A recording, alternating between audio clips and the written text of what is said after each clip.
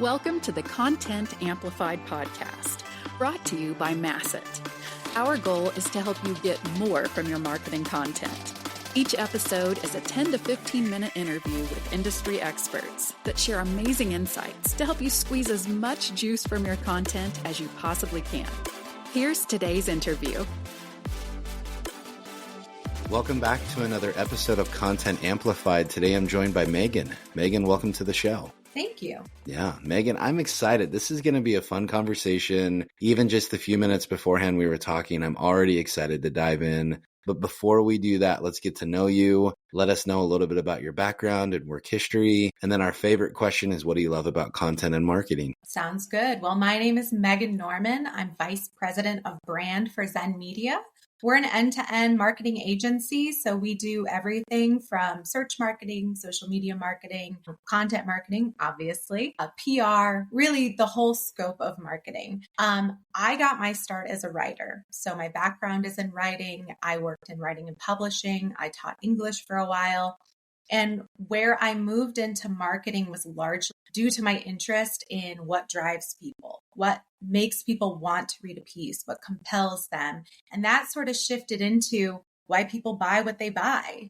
You know, we have such a consumer-focused culture in some ways, which has its pros and cons. But why are we the way that we are? So that's how I got into marketing. I love it. That's amazing. So what do you love about content? That's another follow-up question. Sure. Like, what drives you in that space? I have always loved writing. Since I was a young child, I told my mom I wanted to be a writer. Sometimes it was a poet. Sometimes it was a fiction writer. Sometimes it was a journalist. But I've always loved writing. So that's, foundational to my love of content. But then a lot of it is about, again, connecting with people, creating stories that are engaging and compelling, and then reaching people in ways that are interesting and fun. I love being creative in a space that also has an interesting action or impact tied to it. That's amazing.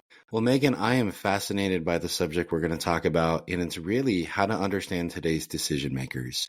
And no matter what we do in marketing, we always have to keep this in mind. It doesn't matter what channel we're over, what industries we're focused on. Really, when it comes down to it, it's about connecting with decision makers and giving them what they need, regardless of their stage of the journey or funnel or of that flywheel, whatever you want, whatever analogy you use to describe where they're at in their journey. So when we're looking at this, understanding decision making, really there's this shift. Things have been changing and going almost in a new direction because of technology, the macroeconomic situation. But really, Megan, when it comes down to it, where was decision making and how is it changing today and tomorrow? What should be aware of in that whole shift and what that process looks like? Yeah, so this is a great question. And I think if you're in the space and you're running into issues with your marketing not being effective, it could largely be from a shift not only in the technology and how that impacts our decision making, but also in generational changes. So a big issue that we see is that you might lock in on a marketing strategy that works for you, and then year over year, it starts to decline in its efficacy.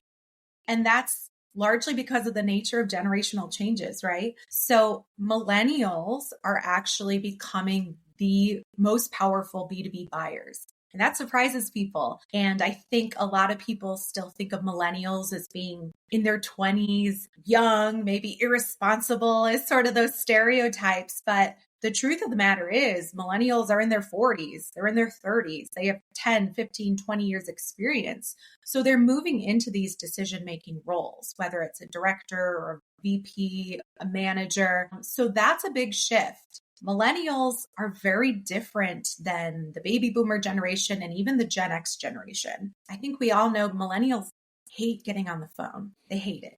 They want to make their decisions primarily through research, and they want to do that research themselves. They don't want to sit on the phone with a salesperson. They're very skeptical. They don't trust salespeople. What they trust are their peers and other sort of credible sources. So that's where we're seeing a huge rise in the value of PR, where you're getting placements from credible people through credible publications that are either in your trade or maybe they're top tier that are well respected. And then we're also seeing dark social take off. And what that means is we don't really want people to have insight into what we're doing and what we're thinking about.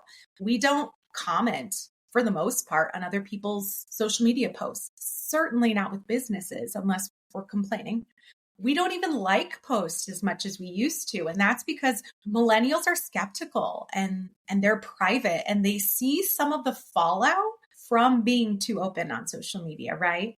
We all know about different people who maybe made comments they shouldn't have made. And so millennials are becoming very private buyers. The ways that they're moved are through in-depth research. The ways that they're moved are through understanding those influential, credible voices. That's why thought leadership is so important. And then they're also moved by Gen Z. Gen Z, again, there's this perception that they're kids, but they're in their 20s and they're joining the workforce.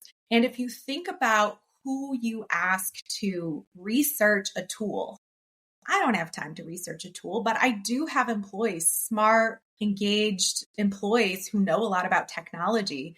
And I say, hey, research this tool, give me your short list. And I might say, look into these two because I've heard of them and they're good. But they're actually having a big influence and they have such a big influence on the culture. And the culture hits all of us from a buyer's perspective. So I think understanding the generational changes is important. I would never downplay the importance and value of these older generations because our older generations are living significantly longer. The largest generation in the coming years is going to be senior citizens. So there is still an impact there. But the decision makers fundamentally want to do their own research. They want to do a ton of research. They don't want to get on the phone. They don't want to talk to a salesperson. They're going to read reviews. They're going to, look at the website and find all the detailed information. They're going to go to credible sources. They're going to go to reviews on TikTok, reviews on YouTube. So it's just a very different way to make a buyer's decision. The touch points have to be significantly higher in volume. It used to be, 7, 6. Now it's 20, 30.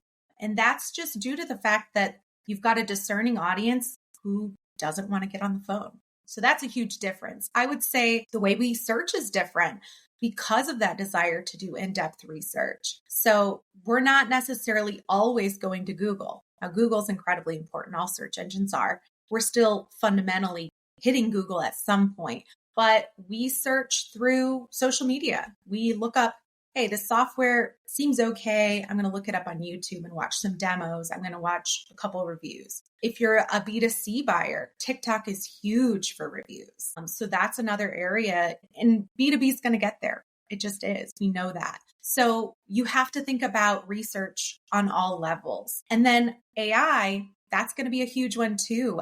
People go to ChatGPT, they go to Perplexity. That's one of the ways we do research. And we've had search engine optimization, SEO. That's been huge for a long time. Now we're seeing research engine optimization. That's AI's version of optimization. That's REO. And a lot of businesses aren't prioritizing that as a search strategy yet. So, even when you go to Google, you've got AI summarizing, pointing you, these are the credible sources. That's a different way to research and a different way to search. So that's another big change. And then the last thing that I would say, which it's not new, but I think we still have to continually say it and push it, is B2C and B2B buyers are different. And what their main difference is what motivates them to buy. So a B2C buyer, they are worried about regret. I don't want to make this purchase. It doesn't turn out to be good or the way I had expected. Now I need to go through the hassle of returning it. Or now I'm just eating that cost because I'm too lazy to return it. That's me. I hate making returns. So it's this regret, right? Or a small purchase, something that's not very costly, that doesn't have a long sales cycle. It's just, I wish I hadn't have bought this. B2B buyers are trying to avoid blame. Making the wrong purchase decision can impact their reputation. Their boss is going to be like, come on, dude, like, why didn't you do better research? Their coworkers are going to be annoyed with them depending on what the software or the tool or the purchase is in general. So we've got B2C, regret, B2B, blame. And blame is part of why the sales cycle is longer. And it's part of why the research is so much more intense, because being blamed is more painful than facing regret. Regret is personal, blame is public, right? So that's the other big differentiator, I would say, in terms of how buyers have changed or how buyers are different than maybe they're perceived. I love that. And that is, in my opinion, one of the best explanations of what the buyer's journey and what decision makers look like nowadays. That was amazing. And it's true. I really resonate with this concept of blame. You know, the phrase is no one ever gets upset at you for buying like the leading industry tool like Salesforce. Even if everyone hates it, it's like, hey, well, it's Salesforce. Like, you can't get mad at me. That is why it's hard for incumbents to come into the space. So with all of this, and you shared so many good thoughts, as a marketer, specifically in how I use content, how can I shorten the buyer's journey and make it easier, adapt what I'm doing to really cater to the needs of these buyers, these millennials, the Gen Zs that are doing the research, things of that nature? How do I utilize this awesome channel? Content's not a channel, it's a part of every channel, but how do I use content to really make that journey even better? Yeah, that's a great question. So a big part of it is understanding the psychology of your ideal customer. So we talk about ideal customer profile, or your ICP. Understanding their specific psychology helps a lot in terms of knowing what they need to feel compelled to make a decision, right? So that's kind of a given. I think most marketers are aware of that. But the other thing really is creating more content, more touch points. If you want to speed up the buyer's journey, you need to be hitting those touch points constantly getting in front of them. I work for an end-to-end marketing agency, and so much is you need to be in front of them constantly. You need to be everywhere so that they have this sort of visibility bias of like, oh, I need this software. You know, the one I keep hearing about? It's this one, right? You need to build brand loyalty because we're still so impacted by our peers and our friends. I think so many people will be like, hey, I know you use this software. Like, I'm thinking about getting a software of this nature. What do you think? Do you like it? Is it good? So a lot of it is building brand loyalty too. And that's sort of this function of both carrying on what you're doing in the marketing space past marketing and into sales and into your customer journey and so forth. But it's also creating a strong mission, creating something likable or interesting, right? And it doesn't even need to be likable necessarily. Like Wendy's is a great example in a consumer space of a brand that intentionally doesn't want to be likable. They like to be sort of rude and sassy, and people love it. So it's really understanding who your buyers are and what is going to make them like your brand, what is going to make them feel good about being a part of your brand, whether that's a mission, whether that's a fun, playful voice, carrying through that marketing. And then the other thing is, especially in a B2B space, most of your buyers are not ready to buy. Like, sales cycles are extremely long in some cases, and they're longer now than they used to be because of that desire to do so much research. So if your buyers are largely not ready to buy right now, you need to get them now to see your brand, to see the value, to constantly hear about it, because that's how you get on the short list. That's how you become one of those default brands. Like, nobody's going to blame me for choosing this brand because they're everywhere, right? So hitting those, 95% of people who are not ready to buy is what shortens the sales cycle when they are ready to buy. So the CEO of my company, Shama Hyder, she talks about this all the time, and also that regret versus blame. And that's so foundational to the way that I work with clients in a marketing space. The other thing is, there's only a couple ways we can understand the buyer's journey because of dark social. So some of it is just knowing your buyers, knowing how they behave, knowing what moves them and their psychology. But another thing is just asking your buyers. Where did you hear about us? What do you like about our product? What don't you like about our product? What are the biggest pain points that we solve for you? You can get a lot of the information from sales, from that end of funnel interaction. Hey, what did they tell you? What did they want to make sure your product solved? And creating content that answers those questions. So there's a lot of different ways. And I think one of the things that's really important to think about in today's marketing landscape is that buyers are really smart. They're really discerning. So we can't pull the wool over your eyes. If your product's not strong, you can do whatever you want to market it, but the bad reviews are going to kill you. Yeah, that is very true. I love it. Megan, and we didn't even get to dive into AI's impact on all of this. That's a whole fun discussion that you were mentioning that, we could go on for hours about this. But Megan, to keep these episodes short, we've come out of time. Megan, if anyone wants to reach out and further the conversation online and connect with you, how and where can they find you? Well, LinkedIn is probably the easiest way to find me. I'm pretty active there. I think that's how we connected. So I would say DM me, friend me. I'm always happy to connect. That's where I'm easiest to find. Love it. Megan, again, this has been an amazing episode. Thank you for your insights. It sheds a really good light on what decision makers are looking at and how to get in front of them. I think this is going to be an episode a lot of people come back to. So thank you again so much for the time today. Thank you, Ben. It's been so great talking to you. So nice to meet you.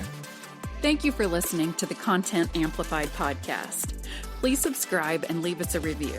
And for additional ways to get more out of your content, visit our website at getmasset.com. That's getmasset.com. And tune in next time to the Content Amplified podcast.